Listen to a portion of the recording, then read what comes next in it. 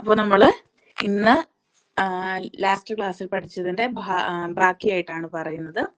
ഇന്നലെ നമ്മൾ പറഞ്ഞത് ക്വാളിഫിക്കേഷൻ ഓഫ് ഇന്ത്യൻ പ്രസിഡന്റ്, അതുപോലെ തന്നെ അദ്ദേഹത്തിന്റെ ഇംപീച്ച്മെന്റ് പ്രോസസ് എങ്ങനെയാണ്, അതുപോലെ കണ്ടീഷൻസ് ഓഫ് പ്രസിഡന്റ്സ് ഓഫീസ് പറഞ്ഞു, അതുമായി റിലേറ്റഡ് ആയിട്ടുള്ള ആർട്ടിക്കിൾസ് പറഞ്ഞു, വേക്കൻസി എങ്ങനെയൊക്കെ വരാം എന്നൊക്കെ പറഞ്ഞു അല്ലേ. ഇനി നമ്മൾ പറയാൻ പോകുന്നത് powers and functions of the president ആണ് കേട്ടോ. നമുക്ക് പല ഹെഡിങ്സുകളായിട്ട് പ്രസിഡന്റിന്റെ പവേഴ്സിനെ കാറ്റഗറൈസ് ചെയ്യാം. Executive powers, legislative powers, judiciary powers, military powers, emergency powers എന്നിങ്ങനെ പല കാറ്റഗറിയിലായിട്ട് നമുക്ക് പ്രസിഡന്റിന്റെ പവറിനെ കാറ്റഗറൈസ് ചെയ്യാം. അതിൽ ആദ്യമായിട്ട് നമ്മൾ പറയുന്നത് എക്സിക്യൂട്ടീവ് പവേഴ്സ് ആണ് കേട്ടോ. ഈ എക്സിക്യൂട്ടീവ് പവേഴ്സ് എല്ലാം പഠിക്കുക എന്നതിനേക്കാൾ ഉപരിയായിട്ട് അതിനകത്ത് കുറച്ച് കീ പോയിന്റ്സുകളുണ്ട്. ആ കീ പോയിന്റ്സുകളായിരിക്കണം കേട്ടോ നിങ്ങൾ പഠിച്ചു വെക്കേണ്ടത്. അപ്പൊ എക്സിക്യൂട്ടീവ് പവേഴ്സിൽ ആദ്യമായിട്ട് പറയുന്നത് ആർട്ടിക്കിൾ 53-ലാണ് ഈ പറയുന്ന എക്സിക്യൂട്ടീവ് പവേഴ്സിനെ കുറിച്ച് പറയുന്നത്. അന്ന് ഓർത്ത് വെച്ചേക്കുക. അതായത് executive powers of the president article 53-ലാണ് പറയുന്നത്. അതിൽ പറയുന്ന ഒരു കാര്യമുണ്ട്, നമ്മുടെ ഇന്ത്യൻ പ്രസിഡന്റ് എന്തൊരു കാര്യം ഡിസൈഡ് ചെയ്താലും അത് with the advice of council of ministers ആയിരിക്കണം എന്നുള്ളതാണ്. അതായത് പ്രസിഡന്റിന് സ്വന്തമായിട്ട് തീരുമാനം എടുക്കാനുള്ള അധികാരമില്ല. അദ്ദേഹം എന്ത് ചെയ്യണം? അദ്ദേഹത്തിന്റെ കൗൺസിൽ ഓഫ് മിനിസ്റ്റേഴ്സുമായിട്ട് കൂടിയാലോചിച്ചിട്ടായിരിക്കണം കാര്യങ്ങൾ തീരുമാനിക്കേണ്ടത്. ഈ ഒരു നിയമം ലീഗലൈസ് ചെയ്തില്ലെങ്കിൽ റൂൾ ആക്കി കൊണ്ടുവരുന്നത് 42nd കോൺസ്റ്റിറ്റ്യൂഷണൽ അമെൻമെന്റ് ആക്ട് വഴിയാണ് കേട്ടോ. അത് ഒന്ന് ഓർത്ത് വെച്ചേക്ക്. അതായത് ഏതൊരു കാര്യവും കൗൺസിൽ ഓഫ് മിനിസ്റ്റേഴ്സുമായിട്ട് കൂടിയാലോചിച്ചതിന് ശേഷം മാത്രമേ തീരുമാനമെടുക്കാവൂ എന്ന് പറഞ്ഞിട്ടുള്ള ഈ ഒരു ലോ വരുന്നത് 42nd കോൺസ്റ്റിറ്റ്യൂഷണൽ അമെൻമെന്റ് ആക്ട് വഴിയാണ്. പിന്നെ നെക്സ്റ്റ് 44th കോൺസ്റ്റിറ്റ്യൂഷണൽ അമെൻമെന്റ് ആക്ട് വഴിയാണ്. ഇപ്പം നമുക്കറിയാം ബില്ലുകളൊക്കെ സഭയിൽ അവതരിപ്പിക്കുമല്ലോ. അവസാനം ആ ബില്ല് എങ്ങനെയാണ് നിയമമായിട്ട് മാറുന്നത്? നമ്മൾ നിയമമായിട്ട് തന്നെ ആദ്യമായി ഉണ്ടാക്കുകയാണ് ചെയ്യുന്നത്, അതോ സഭയിൽ ഒരു ബില്ലല്ലേ അവതരിപ്പിക്കുന്നത്? നമ്മള് ബഡ്ജറ്റ് പഠിച്ചപ്പോ പഠിച്ചതല്ലായിരുന്നു എങ്ങനെയാണ് ഒരു ബഡ്ജറ്റ് നിയമമായിട്ട് മാറുന്നത്? അതേ പ്രോസസ്സ് തന്നെയാണ് നോർമൽ ബില്ലുകളിലും വരുന്നത്. അപ്പോ എങ്ങനെയാണ് ബില്ല് നിയമമാകുന്നത്? എപ്പോഴാണ് ബില്ല് നിയമമാകുന്നത്? എപ്പോഴാ ഒരു ബില്ല് നിയമമാകുന്നത്? എപ്പോഴാ?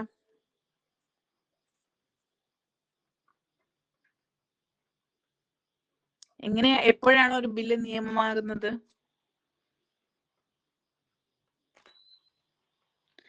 പ്രസിഡന്റിന്റെ സൈൻ കിട്ടിയാൽ മാത്രമേ എന്താവത്തുള്ളൂ? പ്രസിഡന്റിന്റെ കൺസെന്റ് ഉണ്ടെങ്കിൽ മാത്രമേ അത് നിയമമാവത്തുള്ളൂ അല്ലേ? അപ്പോ ഇത്തരത്തിൽ ഈ പ്രസിഡന്റിന് സൈൻ ചെയ്യാൻ വേണ്ടി എത്തുന്ന ബില്ലുകളെ എന്ത് ചെയ്യാം?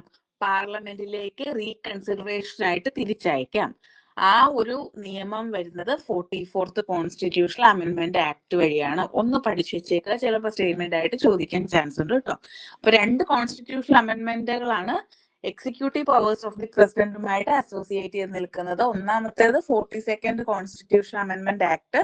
ഇതിലാണ് പ്രസിഡന്റ് ഏതൊരു കാര്യം തീരുമാനിക്കണമെങ്കിലും അതിന് advice of the council of ministers വേണം എന്ന് പറയുന്നത്. രണ്ടാമത്തേത് പ്രസിഡന്റിന് ബില്ല് റീകൺസിഡറേഷൻ നടത്തുന്നതിനായി പാർലമെന്റിലേക്ക് തിരിച്ചയക്കാം. അത് പറയുന്നത് 44th കോൺസ്റ്റിറ്റ്യൂഷണൽ അമെൻമെന്റ് ആക്ടിലാണ്. പക്ഷെ ഇവിടെ ഓർത്തു വെക്കേണ്ട മറ്റൊരു കാര്യമുണ്ട്, മണി ബില്ലിന് ഇത് ബാധകമല്ല. ഓക്കെ, ക്ലിയർ ആയല്ലോ അല്ലേ? മണി ബില്ലിന് ഇത് ബാധകമല്ല. വീറ്റോ നമ്മൾ പറയും, വീറ്റോ അല്ല, വീറ്റോ ഇതിന്റെ അണ്ടറിൽ തന്നെ വരുന്നതാണ് കേട്ടോ. ഓക്കെ, അതിനെ കുറിച്ച് നമ്മൾ ഡീറ്റെയിൽ ആയിട്ട് പറയുവേ. ഏതൊക്കെ വീറ്റോസ് ആണ് നമ്മുടെ പ്രസിഡന്റിനുള്ളത് എന്നൊക്കെ ഉള്ളത് പറയുവേ. അപ്പോ ജസ്റ്റ് ഇത്രയും ഓർത്ത് വെച്ചാൽ മതി. റീകൺസിഡറേഷൻ അയക്കാവുന്ന അതിനെ നമ്മൾ സസ്പെൻസീവ് വീറ്റോ എന്ന് പറയും കേട്ടോ. സസ്പെൻസീവ് വീറ്റോ എന്നാണ് അതിനെ പറയുക. എന്നിരുന്നാലും ഇപ്പൊ നമ്മൾ അതിന് അത്രയും ഡീറ്റെയിൽ ആയിട്ട് പോകാതെ ജസ്റ്റ് ഓർത്ത് വെക്കുക, 44ാം ഭരണഘടനാ ഭേദഗതി അനുസരിച്ചിട്ടാണ് ബില്ല് റീകൺസിഡർ ചെയ്യാൻ വേണ്ടി പ്രസിഡന്റിന് തീരുമാനം എടുക്കാവുന്നത് എന്നുള്ളതൊന്ന് ഓർത്ത് വെച്ചേക്കുക. ഓക്കെ ആണല്ലോ? ഇത്രയും ക്ലിയർ ആയല്ലോ? ഇതിന്റെ എല്ലാ ആർട്ടിക്കിൾസും വളരെ ഇമ്പോർട്ടന്റ് ആണ് കേട്ടോ. Executive powers of the president 53 ആണ്. Advice of the council of ministers വെച്ചിട്ട് മാത്രമേ പ്രസിഡന്റ് തീരുമാനം എടുക്കാവൂ എന്ന് പറയുന്നത് 74(1) ആണ്. നിങ്ങൾ 74(1) എന്നൊന്നും പഠിച്ചില്ലെങ്കിലും ജസ്റ്റ് 74 എന്നെങ്കിലും ഒന്ന് ഓർത്ത് വെച്ചേക്കാം കേട്ടോ. കൗൺസിൽ ഓഫ് മിനിസ്റ്റേഴ്സ് 74 ആണെന്ന് ഓർത്ത് വെച്ചാൽ മതി, അപ്പൊ മറക്കത്തില്ല. പിന്നെ 42nd കോൺസ്റ്റിറ്റ്യൂഷൻ അമെന്റ്മെന്റ് 44th ഓർത്ത് വെച്ചേക്ക് കേട്ടോ.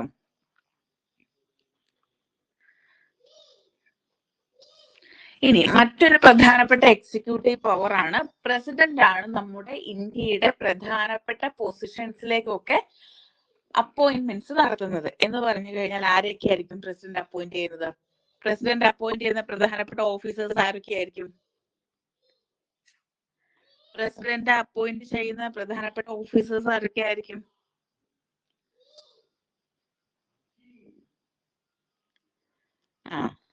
സിയാൻഡ് ഏജി ഉണ്ട്, ഏജി ഉണ്ട്, പിന്നെ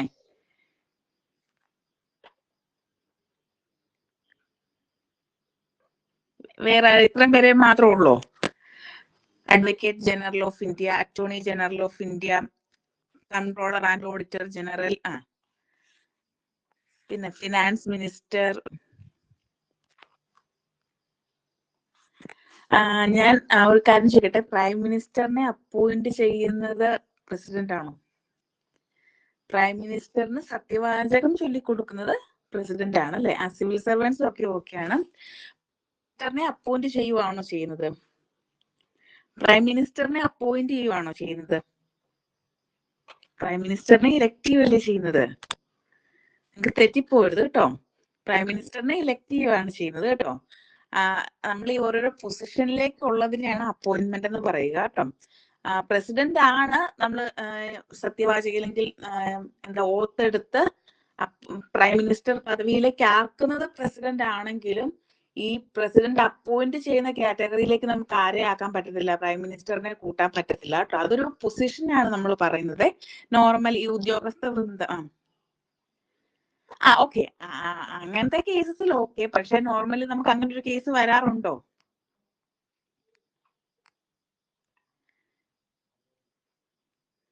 നമുക്ക് എപ്പോഴും രണ്ട് പക്ഷങ്ങൾ എപ്പോഴും വരാറുണ്ട് അല്ലേ? അതായത് ഇനാനിമസ്ലി ആണെങ്കിൽ ഓക്കെ, സമ്മതിച്ചു. ഫോർ ടെമ്പററി പീരീഡ് അതൊക്കെ ഓക്കെ. ഞാൻ പറഞ്ഞത് കോമൺലി നമ്മൾ പറയുമ്പോൾ, അതായത് ഏതൊക്കെ ഇപ്പം ഒരിക്കലും ഒരു ക്വസ്റ്റ്യൻ ചോദിച്ചിരുന്നു, താഴെ പറയുന്നവയിൽ ഏതൊക്കെ പൊസിഷനിലേക്കാണ് പ്രസിഡന്റ് അപ്പോയിന്റ്മെന്റ്സ് നടത്തുന്നത് എന്ന് പറഞ്ഞിട്ട് ഈ പറയുന്നത് പോലെ കൺട്രോളർ ആൻഡ് ഓഡിറ്റർ ജനറൽ ഉണ്ടായിരുന്നു, ഫിനാൻസ് കമ്മീഷണർ ഉണ്ടായിരുന്നു, UPSC ചെയർമാൻ ആൻഡ് മെമ്പേഴ്സ് ഉണ്ടായിരുന്നു, പിന്നെ വന്നത് അഡ്വക്കേറ്റ് ജനറൽ ഓഫ് ഇന്ത്യ, പിന്നെ സ്റ്റേറ്റുമായിട്ട് ബന്ധപ്പെട്ടിട്ടുള്ള 1-2 പൊസിഷൻസ് ആയിരുന്നു വന്നത്. അതത്ര ഓർക്കുന്നില്ല. അപ്പോ ഇതിൽ നിന്നും ആരൊക്കെയാണ് ഇങ്ങനെ ചൂസ് ചെയ്യാനായിരുന്നു. 1, 2, 1, 2, 3 അങ്ങനെ പറഞ്ഞിട്ടായിരുന്നു ക്വസ്റ്റ്യൻ വന്നത്. അപ്പൊ നിങ്ങൾ ഇതൊന്ന് ഓർത്ത് വെച്ചേക്കുക കേട്ടോ. ആരൊക്കെയാണ്? Controller and auditor general CAG ആണ് അല്ലെ? പിന്നെ ചീഫ് ഇലക്ഷൻ കമ്മീഷണർ, അതുപോലെ തന്നെ മറ്റ് ഇലക്ഷൻ കമ്മീഷണേഴ്സ്. എത്ര ഇലക്ഷൻ കമ്മീഷണേഴ്സ് ഉണ്ട്? ഇലക്ഷൻ കമ്മീഷനിൽ എത്ര മെമ്പേഴ്സ് ഉണ്ട്? നമ്മൾ ഡീറ്റെയിൽ ആയിട്ട് പഠിക്കും കേട്ടോ. 3 പേരുണ്ട് അല്ലെ? ഒരു ചീഫ് ഇലക്ഷൻ കമ്മീഷണറും പിന്നെ 2 അതർ കമ്മീഷണേഴ്സും ആണുള്ളത്. ആദ്യ കാലഘട്ടം മുതലേ ഇങ്ങനെയായിരുന്നോ? ആദ്യ കാലഘട്ടം മുതലേ ഇങ്ങനെയാണോ? 1950 തൊട്ടേ ഇങ്ങനെയാണോ? റിപ്പബ്ലിക് ആയപ്പോ തൊട്ടേ ഇങ്ങനെയായിരുന്നോ? അല്ല. 1950 എങ്ങനെയായിരുന്നു? എത്ര ഇലക്ഷൻ കമ്മീഷണേഴ്സ് ഉണ്ടായിരുന്നു? സിംഗിൾ മെമ്പർ ബോഡി ആയിരുന്നു അല്ലെ? പിന്നെ ഇത് എപ്പോഴാ മാറ്റിയത്? ഇതൊക്കെ ഇമ്പോർട്ടന്റ് ആണ് കേട്ടോ. ഇതൊക്കെ ക്വസ്റ്റ്യൻസ് ചോദിക്കാം. അമെന്റ്മെന്റ് ഒക്കെ വളരെ ഇമ്പോർട്ടന്റ് ആണ് കേട്ടോ. പിന്നെ എപ്പോഴാ മാറ്റിയത്? ഏത് അമെന്റ്മെന്റ് ആക്ട് വഴിയാണ് മാറ്റിയത്? അതാദ്യം പറ. ഏത് അമെന്റ്മെന്റ് ആക്ട് വഴിയാണ് മാറിയത്? 1 എന്നുള്ളത് 3 എന്നായത് ഏത് അമെന്റ്മെന്റ് ആക്ട് വഴിയാണ്?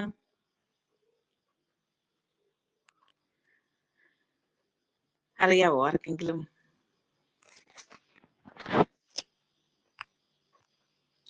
26 അല്ല. 26 അല്ല.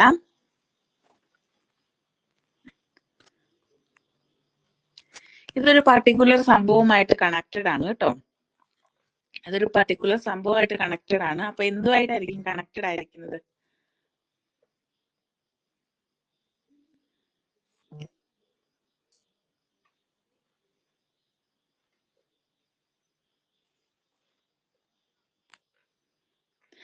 Very good. 61st ആണ് അല്ലെ? അങ്ങനെയാണെങ്കിൽ 61st കോൺസ്റ്റിറ്റ്യൂഷണൽ അമെന്റ്മെന്റ് ആക്ടിൽ എന്താ പറയുന്നത്? 61st കോൺസ്റ്റിറ്റ്യൂഷണൽ അമെന്റ്മെന്റ് ആക്ടിൽ എന്താ പറയുന്നത്?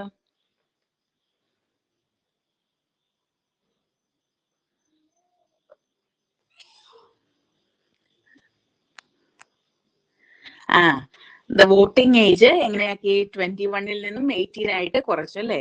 21 നിന്നും 18 ആയിട്ട് കുറച്ചപ്പോഴേക്കും ബേർഡൻ കൂടിയപ്പോൾ സിംഗിൾ മെമ്പർ ബോഡിക്ക് അത് ഹാൻഡിൽ ചെയ്യാൻ പറ്റാത്ത ഒരു സാഹചര്യം വന്നപ്പോഴാണ് എന്ത് ചെയ്യുന്നത്, ഈ പറയുന്ന സിംഗിൾ മെമ്പർ ബോഡിയിൽ നിന്ന് അത് 3 മെമ്പർ ബോഡിയിലേക്ക് മാറ്റുന്നത്. ക്ലിയർ ആണല്ലോ?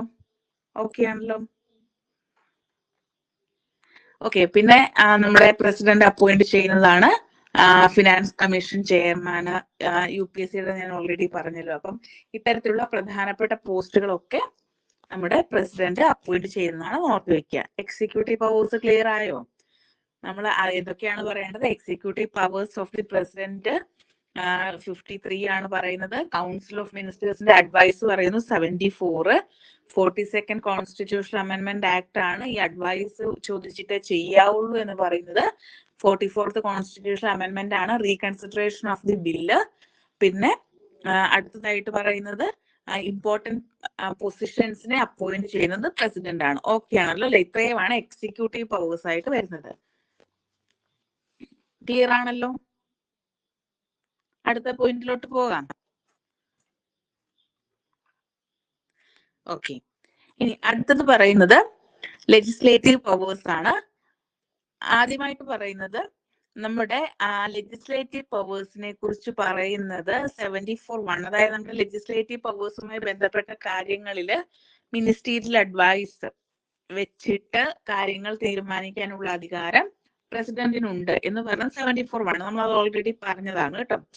ഇനി അടുത്തൊരു പ്രധാനപ്പെട്ട കാര്യം എന്ന് പറയുന്നത് ഏതൊരു ബില്ല് നിയമമാകണമെങ്കിലും അവിടെ പ്രസിഡന്റിന്റെ കൺസെന്റ് വേണം. പക്ഷെ ഇത്തരത്തിൽ പ്രസിഡന്റിന്റെ കൺസെന്റിന് വേണ്ടിയിട്ട് ചെല്ലുന്ന ബില്ലുകളിൽ 3 തരത്തിലാണ് പ്രസിഡന്റിന് തീരുമാനമെടുക്കാവുന്നത്. ഒന്നാമതായിട്ട് പറയുന്നത് he may give his assent to the bill. അതായത് 2 സഭയിലും പാസ്സാക്കി വരുന്ന ഒരു ബില്ല് ഒന്നും നോക്കാതെ എന്ത് ചെയ്യുക, പ്രസിഡന്റ് സൈൻ ചെയ്ത് വിടുക. അപ്പോൾ തന്നെ അത് നിയമമായിട്ട് മാറും. രണ്ടാമതായിട്ട് പറയുന്നത് he can withhold the assent to the bill. അതായത് ബില്ലിന് അനുമതി നൽകാതെ എന്താണ് അതിനെ അവിടെ വെച്ചേക്കാനുള്ള അധികാരം പ്രസിഡന്റിന് ഉണ്ട്. വിത്ത്ഹോൾഡ് ചെയ്ത് വെക്കാനുള്ള അധികാരം പ്രസിഡന്റിനുണ്ട്. മൂന്നാമതായിട്ട് പറയുന്നത് he may return the bill for reconsideration of the parliament. ചില റെക്കമെൻഡേഷൻസ് ഒക്കെ കൊടുത്ത് ഒന്നുകൂടി ഈ ബില്ല് എന്താണ് പാർലമെന്റിൽ അവതരിപ്പിക്കാനുള്ള തീരുമാനത്തിലേക്ക് പ്രസിഡന്റിന് കൊടുക്കാനുള്ള റൈറ്റ് ഉണ്ട്. ഇനി ആ ഒരു സാഹചര്യത്തിൽ അത്തരത്തിൽ റീകൺസിഡറേഷന് കൊടുക്കുന്ന ബില്ല് പിന്നീട് പ്രസിഡന്റിന്റെ അടുത്തെത്തുമ്പോൾ എന്ത് ചെയ്യണം, നിർബന്ധമായിട്ടും സൈൻ ചെയ്യണം എന്നുള്ളതാണ് കേട്ടോ. അപ്പൊ 3 രീതിയിലാണ് ഒരു ബില്ലിൽ പ്രസിഡന്റിന് തീരുമാനം എടുക്കാവുന്നത്. ഒന്ന് അസെന്റ് കൊടുക്കുക, രണ്ടാമത്തെ വിത്ത് ഹോൾഡ് ചെയ്ത് വെക്കുക, മൂന്നാമത്തെ റീകൺസിഡറേഷന് വേണ്ടി അയക്കുക. ക്ലിയർ ആയോ? ക്ലിയർ ആയോ? ഓക്കെ ആണോ? ഓക്കെ. ഇനി ഓൾറെഡി ഞാൻ പറഞ്ഞു മണി ബില്ലിൽ എന്ത് ചെയ്യാൻ പറ്റത്തില്ല, ഇത്തരത്തിൽ റീകൺസിഡറേഷന് വേണ്ടി അയക്കാൻ പറ്റത്തില്ല എന്ന് ഓർത്ത് വെച്ചേക്കുക. പിന്നെ മറ്റൊരു പ്രധാനപ്പെട്ട ലെജിസ്ലേറ്റീവ് പവർ ആണ് നമ്മുടെ പാർലമെന്റിന്റെ, അതായത് ലോക്സഭയെ സമൺ ചെയ്യാനും പ്രൊറോഗ് ചെയ്യാനും അതുപോലെ തന്നെ ഡിസോൾവ് ചെയ്യുവാനുമുള്ള അധികാരം പ്രസിഡന്റിനുണ്ട്. ആർട്ടിക്കിൾ ഓർത്ത് വെച്ചേക്കുക, ആർട്ടിക്കിൾ 85 ആണ് കേട്ടോ. വളരെ ഇമ്പോർട്ടന്റ് ആണ്, ഇത് ഇതിനു മുന്നേ ചോദിച്ചിട്ടുണ്ട് കേട്ടോ. അപ്പോൾ പ്രസിഡന്റിന് പാർലമെന്റിനെ സമൺ ചെയ്യാനും പ്രൊറോഗ് ചെയ്യാനും ലോക്സഭ ഡിസോൾവ് ചെയ്യാനുള്ള അധികാരം പറയുന്നത് ആർട്ടിക്കിൾ 85 ആണ്. ഇനി മറ്റൊരു പ്രധാനപ്പെട്ട കാര്യം എന്ന് വെച്ചാൽ ഈ രാജ്യസഭയും ലോക്സഭയും തമ്മിൽ ഏതെങ്കിലും ഒരു ബില്ലുമായി റിലേറ്റഡ് ആയിട്ട് ഒരു ഡെഡ് ലോക്ക് ഉണ്ടാവുകയാണെന്ന് വിചാരിക്കുക. എന്താ ഡെഡ് ലോക്ക് എന്ന് വെച്ചാൽ? ഡെഡ് ലോക്ക് എന്ന് വെച്ചാൽ എന്താ? ഡെഡ് ലോക്ക് എന്താ?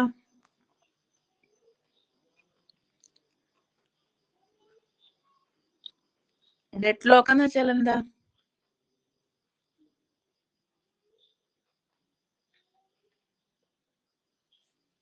എന്താണ് ഡെഡ് ലോക്ക് എന്ന് വെച്ചാൽ?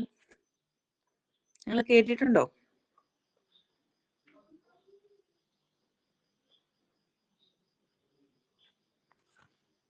ഓഡിബിൾ ആണല്ലോ അല്ലെ? കേൾക്കുന്നുണ്ടോ? ഞാൻ പറയുന്നത് കേൾക്കുന്നുണ്ടോ? ഓക്കെ. എന്താ ഡെഡ് ലോക്ക് എന്ന് വെച്ചാല്?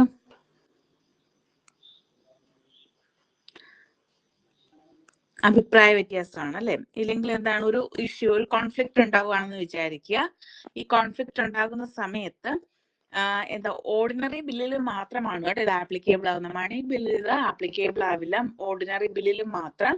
ഓർഡിനറി ബില്ലുമായി ബന്ധപ്പെട്ട കാര്യത്തിൽ ലോക്സഭയും രാജ്യസഭയും തമ്മിൽ എന്തെങ്കിലും ഒരു ഡെഡ് ലോക്ക് ഉണ്ടായി കഴിഞ്ഞാൽ പ്രസിഡന്റിന് ജോയിന്റ് സിറ്റിംഗ് ചെയ്യാനുള്ള അല്ലെങ്കിൽ വിളിച്ചു കൂട്ടാനുള്ള അധികാരമുണ്ട്. അത് ആർട്ടിക്കിൾ 108 പറയുന്നത്. അതും പഠിച്ചു വെക്കണം, ഇമ്പോർട്ടന്റ് ആണ്. Joint sitting of the parliament article 108. അത്രയും പഠിച്ചു വെച്ചാൽ മതി, വലിച്ചു നീട്ടി പഠിക്കണ്ട, അത്ര മാത്രം പഠിച്ചു വെക്കുക. ഓക്കെ. ഇനി മറ്റൊരു പ്രധാനപ്പെട്ട പോയിന്റ്, നമ്മൾ ഈ 5 വർഷങ്ങൾക്ക് ശേഷം അല്ലെങ്കിൽ പുതിയ റീ ഇലക്ഷൻ ഒക്കെ ചെയ്തതിന് ശേഷം അല്ലെങ്കിൽ ഓരോ വർഷവും പുതിയതായിട്ട് ആദ്യമായിട്ട് സഭ സമ്മേളിക്കുന്ന ഒരു സമയമുണ്ടല്ലോ. ഈ ആദ്യമായിട്ട് സഭ സമ്മേളിക്കുന്ന സമയത്ത് ഫസ്റ്റ് സെഷനിൽ പ്രസിഡന്റിന്റെ സ്പീച്ചോടുകൂടിയായിരിക്കും സഭ സമ്മേളനം ആരംഭിക്കുക എന്നുള്ളതാണ്. നിങ്ങളത് കേട്ടിട്ടുണ്ടാവുമല്ലോ അല്ലെ. അതായത് പുതിയ സെഷൻ ആരംഭിക്കുന്ന സമയത്ത് പ്രസിഡൻഷ്യൽ അഡ്രസ്സോട് കൂടിയാകും സഭ സമ്മേളിക്കുക. ആർട്ടിക്കിൾ 100 പറഞ്ഞു തരാം കേട്ടോ. ആർട്ടിക്കിൾ 100 പറഞ്ഞു തരാം. അതൊരു ഇമ്പോർട്ടന്റ് ആർട്ടിക്കിൾ തന്നെയാണ് കേട്ടോ. അത് ഞാൻ പറഞ്ഞുതരാം. നിങ്ങൾ എൻക്ലേവ്സ് ഒക്കെ കേട്ടിട്ടുണ്ടല്ലോ അല്ലെ. നിങ്ങൾ അത് IR പഠിച്ചില്ലേ? നിർമ്മൽ സാർ പഠിപ്പിച്ചിട്ടുണ്ടാവുമല്ലോ 100. ആർട്ടിക്കിൾ 100 നിർമ്മൽ സാർ പഠിപ്പിച്ചില്ലേ? എൻക്ലേവ്സുകളെ കുറിച്ച് പറഞ്ഞ് പഠിപ്പിച്ചില്ലേ?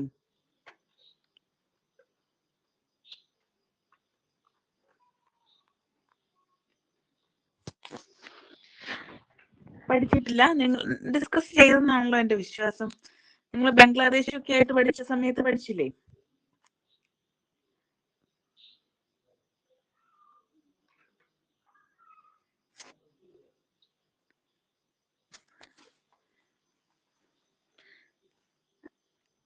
അശ്വതി ചോദിച്ചത് ആക്ച്വലി ഇപ്പൊ പറഞ്ഞ 108 കാര്യമാണോ അതോ ശരിക്കും 100 തന്നെയാ ഡൗട്ട് ആയിട്ട് ചോദിച്ചതാണോ?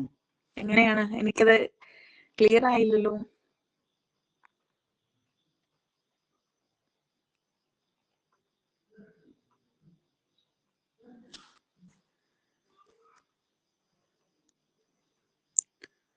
ണോ ചോദിച്ചത്? 100 തന്നെയാണോ ചോദിച്ചത്? 100 അല്ല, 108 കേട്ടോ. 108 ജോയിന്റ് സിറ്റിംഗ്. 100 എന്ന് പറയുന്നത് എൻക്ലേവ്സ് ആണ്. അതായത് ഇന്ത്യൻ ബംഗ്ലാദേശ് റിലേഷൻഷിപ്പ് പഠിച്ചപ്പോൾ നിങ്ങൾ പഠിച്ചിട്ടുണ്ടാവും. ഇന്ത്യയിൽ നിന്നൊരു 51 പ്ലേസസ്, ബംഗ്ലാദേശിൽ നിന്നൊരു 51 പ്ലേസസ് നമുക്ക് തരികയും നമ്മുടെ ഒരു 111 പ്ലേസസ് നമ്മൾ അങ്ങോട്ടേക്ക് കൊടുക്കുകയും ചെയ്യുന്ന ഒരു എൻക്ലേവില് ടെറിട്ടോറിയൽ കാര്യം പഠിച്ചിട്ടില്ലേ നിങ്ങൾ? അതാണ് 100 കേട്ടോ. 108 ഏതെന്ന് പറയുന്നത് joint sitting of the parliament. അത് അങ്ങനെ തന്നെ പഠിച്ചു വെക്കുക. Joint sitting of the parliament 108.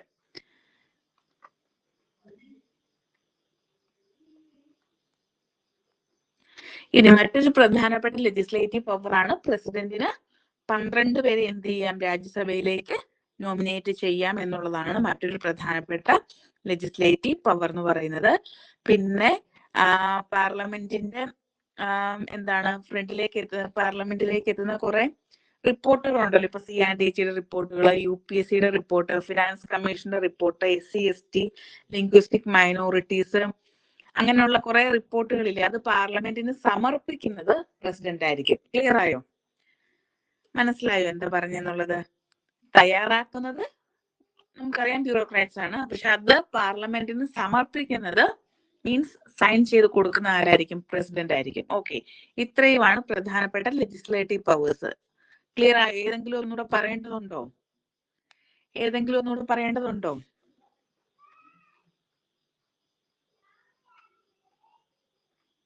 Okay ആണോ?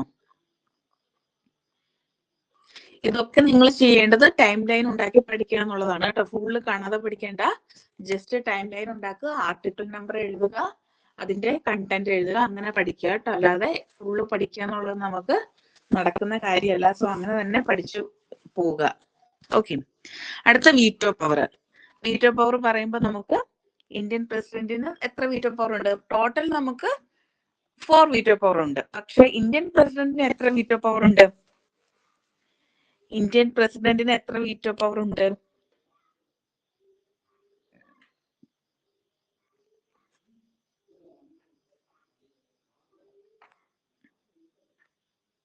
3 ആണ് അല്ലെ? ടോട്ടൽ 4 ഉണ്ട് അല്ലെ? ഏതൊക്കെയാണ് ടോട്ടല്? അബ്സല്യൂട്ട് വീറ്റോ ഉണ്ട്, സസ്പെൻസീവ് വീറ്റോ ഉണ്ട്, പോക്കറ്റ് വീറ്റോ ഉണ്ട്, ക്വാളിഫൈഡ് വീറ്റോ ഉണ്ട്. ഓക്കെ, ആ ഓരോന്ന് എന്താണെന്ന് അറിയാവോ? എന്താണ് അബ്സല്യൂട്ട് വീറ്റോ എന്ന് പറഞ്ഞാല്?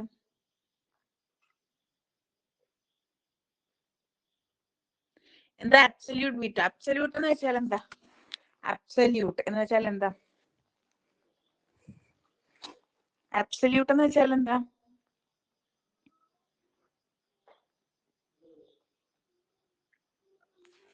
അബ്സല്യൂട്ട് എന്ന് വെച്ചാൽ എന്താ?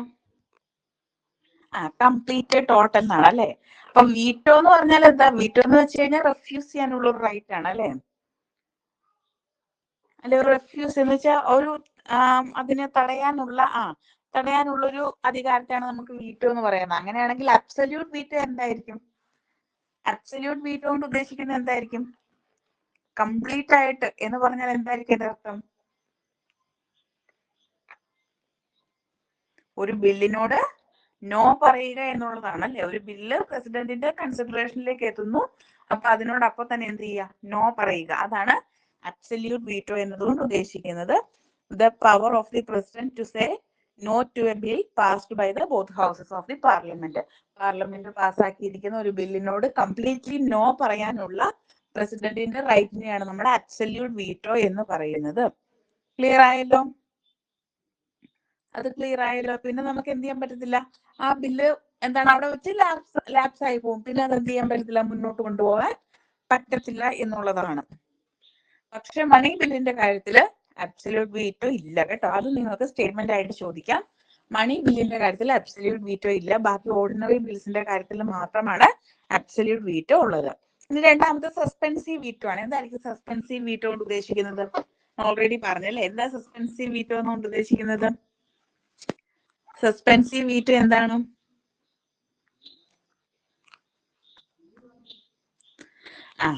റിട്ടേണിംഗ് ദ ബില്ലാണ് അല്ലെ? റീകൺസിഡറേഷന് വേണ്ടി പാർലമെന്റിലേക്ക് ബില്ല് തിരിച്ചയക്കുന്നതിനെയാണ് നമ്മൾ സസ്പെൻസീവ് വീറ്റോ എന്ന് പറയുന്നത്. അത് ഞാൻ പിന്നെയും പറഞ്ഞു. പാർലമെന്റ് രണ്ടാമത് റീകൺസിഡറേഷൻ കഴിഞ്ഞിട്ട് വീണ്ടും ഇത് പാസ്സാക്കി പ്രസിഡന്റിന്റെ ഫ്രണ്ടിലേക്ക് എത്തിക്കഴിഞ്ഞു കഴിഞ്ഞാൽ എന്ത് ചെയ്യണം? പ്രസിഡന്റ് കംപ്ലീറ്റ് ആയിട്ട് അതിന് അസെന്റ് കൊടുക്കണം. പിന്നെ ഒരു റീകൺസിഡറേഷൻ അവിടെ പോസിബിൾ അല്ല. ഒരു തവണ മാത്രമേ റീകൺസിഡറേഷൻ എന്ത് ചെയ്യാൻ പറ്റത്തുള്ളൂ? പാർലമെന്റിലേക്ക് അയക്കാൻ പറ്റത്തുള്ളൂ. മൂന്നാമത്തത് പോക്കറ്റ് വീറ്റോ ആണ്. പോക്കറ്റ് വീറ്റോ എന്തായിരിക്കും? പോക്കറ്റ് വീറ്റോ എന്താ? നമ്മൾ പോക്കറ്റിൽ ഇടുക എന്നൊക്കെ വെച്ചാൽ എന്താ? പോക്കറ്റിൽ ഇടുന്ന എന്തിനാ നമ്മള്? പോക്കറ്റിൽ ഇടുന്ന എന്തിനാ? കീപ്പാണല്ലേ? ശരിയാ, കീപ് ദ ബില്ല്. അതായത് നമ്മൾ സംരക്ഷിക്കാൻ വേണ്ടി, ഇല്ലെങ്കിൽ നമുക്ക് സൂക്ഷിച്ചു വെക്കാൻ വേണ്ടിയിട്ടാണ് അല്ലെ? ഇത്രേ ഉള്ളൂ. റിജക്ട് ചെയ്യുന്നില്ല, അക്സെപ്റ്റ് ചെയ്യുന്നില്ല ബില്ല്. കുറച്ചുനാൾ എന്ത് ചെയ്യുക? വിത്ത് ഹോൾഡ് ചെയ്ത് വെക്കുക. അതാണ് അതുകൊണ്ട് ഉദ്ദേശിക്കുന്നത്, പോക്കറ്റ് വീറ്റോ കൊണ്ട് ഉദ്ദേശിക്കുന്നത്. യാതൊരു തീരുമാനവും ബില്ലിൽ എടുക്കുന്നില്ല, പെൻഡിങ് ആക്കി വെക്കുക അല്ലെ? ഇനി ലാസ്റ്റ് വൺ ക്വാളിഫൈഡ് വീറ്റോ ആണ്. എന്തായിരിക്കും ക്വാളിഫൈഡ് വീറ്റോ എന്ന് വെച്ചാൽ? ക്വാളിഫൈഡ് വീറ്റോ എന്താണെന്നറിയാം?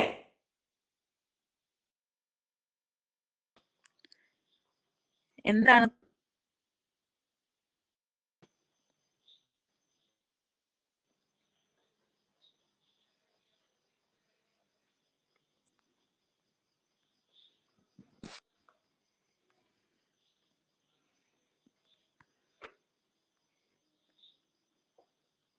സ്ക്രീൻ പോയോ? കാണുന്നില്ല? കാണാവോ? സ്ക്രീൻ കാണാവോ? കാണുന്നുമില്ല, കേൾക്കുന്നുമില്ല. ഇപ്പൊ ഓക്കെ ആയോ? എല്ലാവർക്കും അങ്ങനെയാണോ? ഉണ്ട്. അപ്പൊ ചിലപ്പോ അത് ജിഷയുടെ നെറ്റ്വർക്കിന്റെ ഇഷ്യൂ ആയിരിക്കും കേട്ടോ. ഓക്കെ, സ്ക്രീൻ ഓക്കെ ആണല്ലോ അല്ലെ? എന്താണ് ക്വാളിഫൈഡ് വീറ്റോ എന്ന് വെച്ചാല്? ക്വാളിഫൈഡ് വീറ്റോ എന്ന് പറയുന്ന ഏത് രാജ്യത്തിനാണ് ക്വാളിഫൈഡ് വീറ്റോ ഉള്ളത്? നിങ്ങൾക്ക് എക്സാമ്പിൾ ആയിട്ട് അറിയാവോ? ക്വാളിഫൈഡ് വീറ്റോ ഏത് രാജ്യത്തിനാണ് ഉള്ളത്?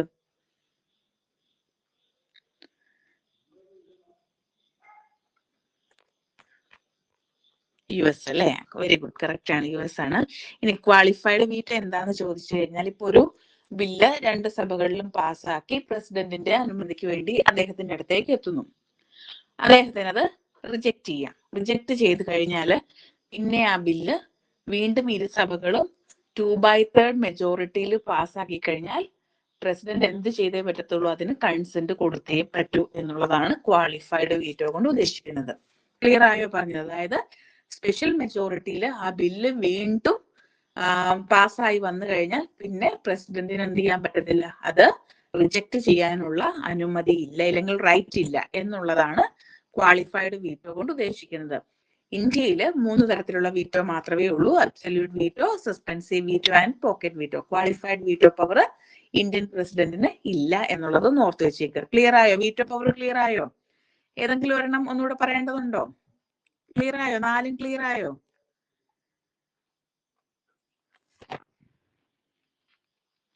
ക്ലിയർ ആയോ? ഓക്കെ ആണോ?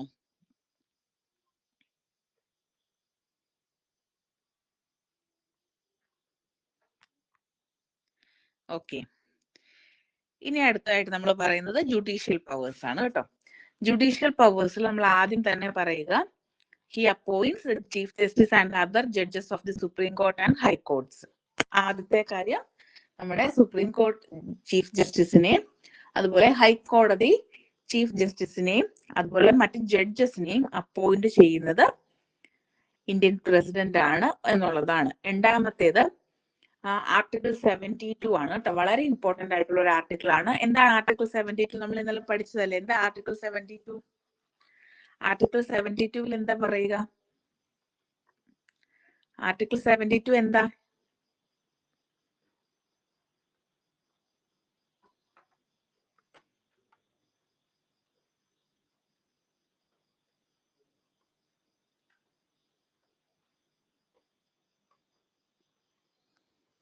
എന്താ ആർട്ടിക്കിൾ 72?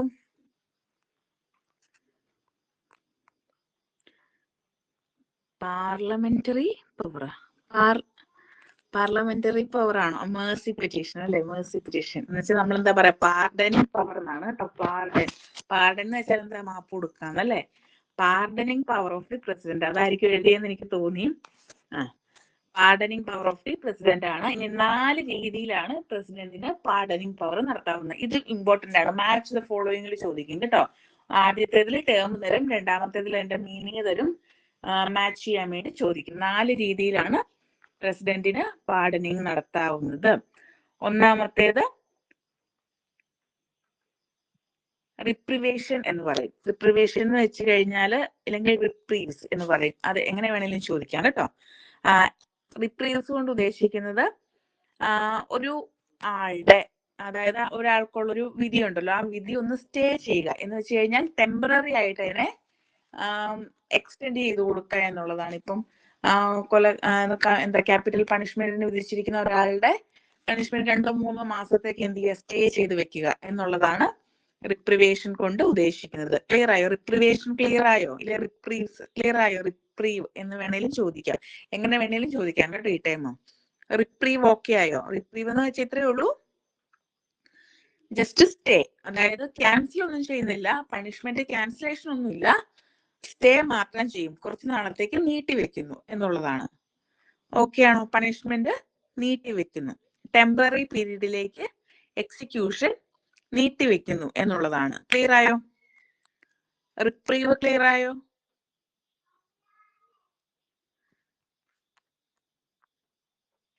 ഇനി രണ്ടാമത്തേത് റെസ്പൈറ്റ് ആണ്. റെസ്പൈറ്റ് എന്ന് വെച്ച് കഴിഞ്ഞാല് ചില പ്രത്യേക ഗ്രൗണ്ട്സിൽ ലെസർ ആക്കി പണിഷ്മെന്റ് നൽകുന്നതിനാണ്, ലെസർ പണിഷ്മെന്റ് അവാർഡ് ചെയ്യുന്നതിനാണ്, ഇല്ലെങ്കിൽ ചെറിയ പണിഷ്മെന്റിലേക്ക് മാറ്റുന്നത്, വലിയ പണിഷ്മെന്റിൽ നിന്നും എന്താണ് ചെറിയ പണിഷ്മെന്റ് കൊടുക്കുന്നതിനെയാണ് നമ്മൾ എന്ത് പറയുക,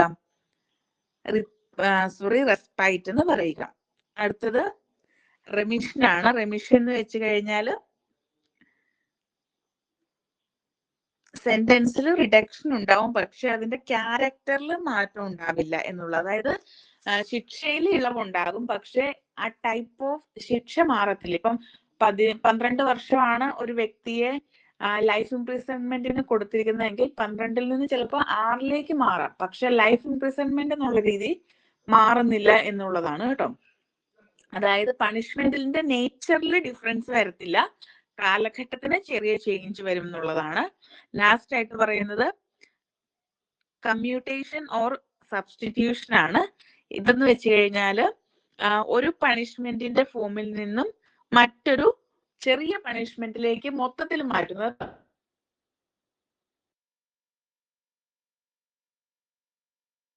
മൂന്നാമത്തെ നേച്ചർ ചേഞ്ച് ആവത്തില്ല, ഇവിടേക്ക് അത് എത്തിച്ചേരുന്നു എന്നുള്ളതാണ്. ക്ലിയർ ആയോ 4 മെത്തേഡും? സോറി, 4 ടൈപ്പ് ഓഫ് പാർഡനിങ് പവറും? Reprieve, respite, remission, commutation or substitution. Clear ആയോ? ഓക്കെ ആണോ? ഇത് പഠിച്ചു വെക്കണം, ഇത് ഇമ്പോർട്ടന്റ് ആണ്. ഓക്കെ ആണോ?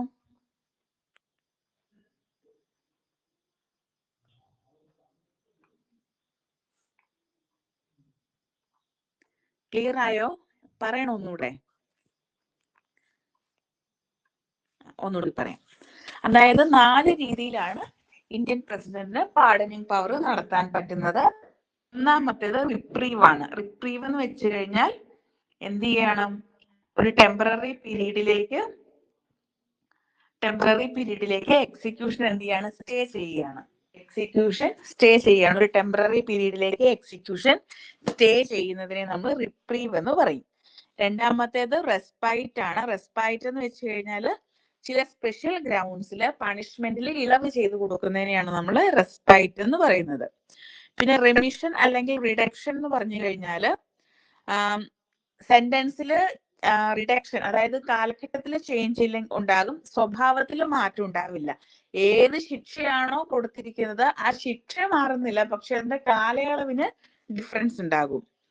ലാസ്റ്റ് ആയിട്ട് കമ്മ്യൂട്ടേഷൻ ഓർ സബ്സ്റ്റിറ്റ്യൂഷൻ എന്ന് വെച്ച് കഴിഞ്ഞാൽ ഒരു പണിഷ്മെന്റ് ഫോമിൽ നിന്നും മറ്റൊരു പണിഷ്മെന്റിലേക്ക് മാറ്റുന്നു. ഇപ്പം ക്യാപിറ്റൽ പണിഷ്മെന്റ് വിധിച്ചിരിക്കുന്ന ഒരു പ്രതിയാണെങ്കിൽ ആ പ്രതിക്ക് ജീവപര്യന്തം കൊടുക്കുന്നു. അങ്ങനെ നേച്ചർ ഓഫ് ദി സെന്റൻസേ മാറുന്നു എന്നുള്ളതാണ് ലാസ്റ്റത്തെ പ്രത്യേകത. ഓക്കെ, ക്ലിയർ ആയോ?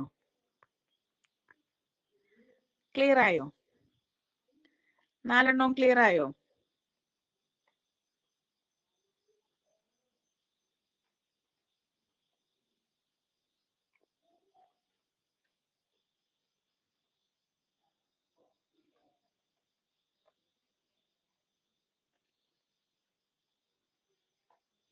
ഓക്കെ ആണോ?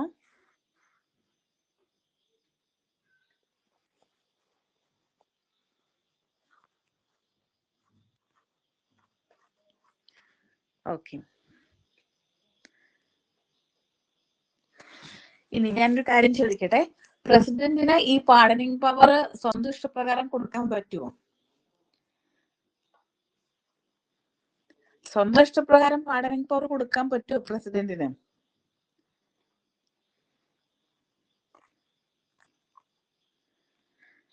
സ്വന്തം ഇഷ്ടപ്രകാരം കൊടുക്കത്തില്ല അല്ലെ? നമ്മൾ ആദ്യമേ തന്നെ പറഞ്ഞു, പ്രസിഡന്റ് എന്ത് കാര്യം ചെയ്യണമെങ്കിലും ആർട്ടിക്കിൾ 74(1) പറഞ്ഞല്ലേ, പ്രസിഡന്റ് എന്ത് കാര്യം ചെയ്യണമെങ്കിലും ആരുടെ അനുവാദം വേണം? കൗൺസിൽ ഓഫ് മിനിസ്റ്റേഴ്സിന്റെ അനുവാദം വേണം അല്ലെ?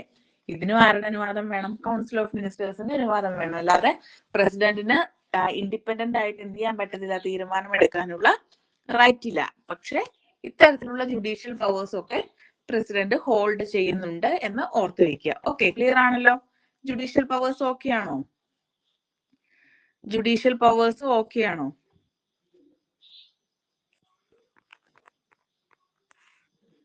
ഓക്കെ, നമുക്ക് നെക്സ്റ്റ് ഫിനാൻഷ്യൽ പവേഴ്സിലേക്ക് പോകാം. ഫിനാൻഷ്യൽ പവറിലെ പ്രധാനപ്പെട്ട പോയിന്റ് എന്തായിരിക്കും? ഫിനാൻഷ്യൽ പവേഴ്സിലെ ഏറ്റവും പ്രധാനപ്പെട്ട പോയിന്റ് എന്തായിരിക്കും?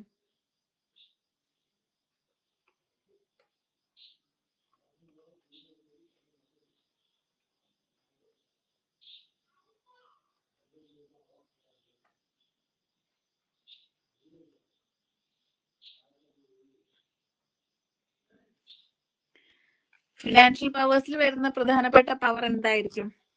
നമ്മൾ പബ്ലിക് അഡ്മിനിസ്ട്രേഷനിൽ പഠിച്ചതല്ലേ, അതുകൊണ്ട് ചോദിച്ചതാണ് കേട്ടോ. Prayer permission. എന്തിന്റെ പ്രയർ പെർമിഷനാ കൊടുക്കുന്നത്? എന്തിനുള്ള പ്രയർ പെർമിഷനാ കൊടുക്കുന്നത്? എന്തിനാ പ്രയർ പെർമിഷൻ കൊടുക്കുന്നത്?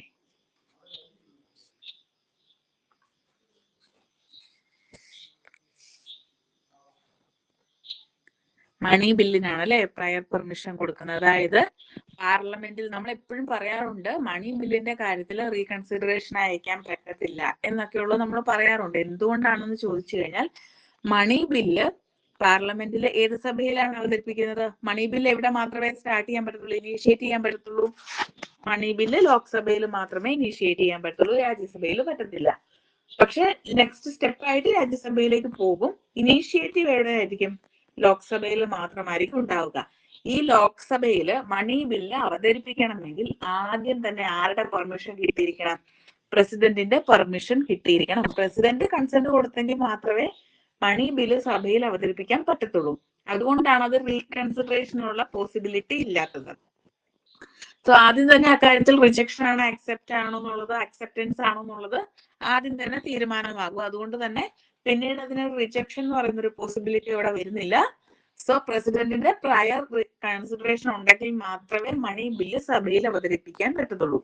അത് ഒന്നാമത്തെ പവറാണ്. ഓക്കെ, അതൊരു പ്രധാനപ്പെട്ട പവറാണ്. രണ്ടാമതായിട്ട് പറയുന്നത് നമ്മുടെ ആനുവൽ ഫിനാൻഷ്യൽ സ്റ്റേറ്റ്മെന്റ് ഉണ്ടല്ലോ, അതിനെ നമ്മൾ ഒറ്റ ടൈമിൽ പറയുന്നതാണ് ബഡ്ജറ്റ് എന്നല്ലേ. ഈ ആനുവൽ ഫിനാൻഷ്യൽ സ്റ്റേറ്റ്മെന്റ് പാർലമെന്റിന് മുമ്പാകെ സമർപ്പിക്കുന്നത് പ്രസിഡന്റിന്റെ പേരിലാണ്. ക്ലിയർ ആയോ? പ്രസിഡന്റ് സൈൻ ചെയ്തതിനു ശേഷം മാത്രമാണ് ബഡ്ജറ്റ് പാർലമെന്റിന്റെ ഫ്രണ്ടിൽ അവതരിപ്പിക്കുന്നത്. പ്രസിഡന്റിന്റെ ഭാഗത്തു നിന്നാണ് പാർലമെന്റിൽ ബഡ്ജറ്റ് സമർപ്പിക്കുന്നത്. അവതരിപ്പിക്കുന്നതല്ല, സമർപ്പിക്കുന്നത്. ക്ലിയർ ആയോ?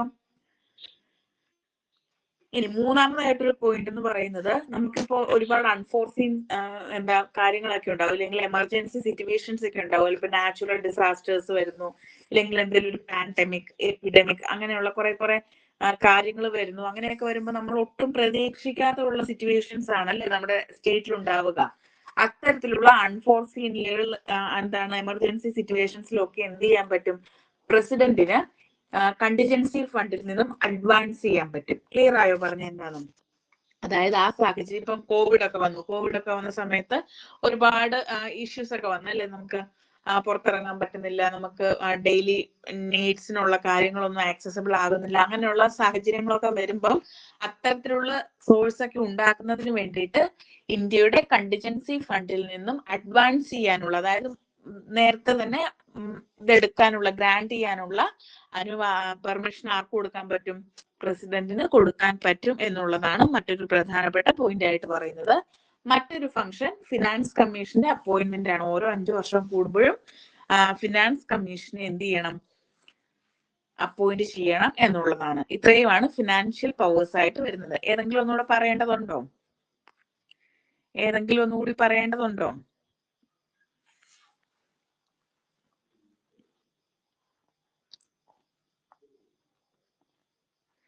ഏതെങ്കിലും ഒന്നുകൂടെ പറയേണ്ടതുണ്ടോ?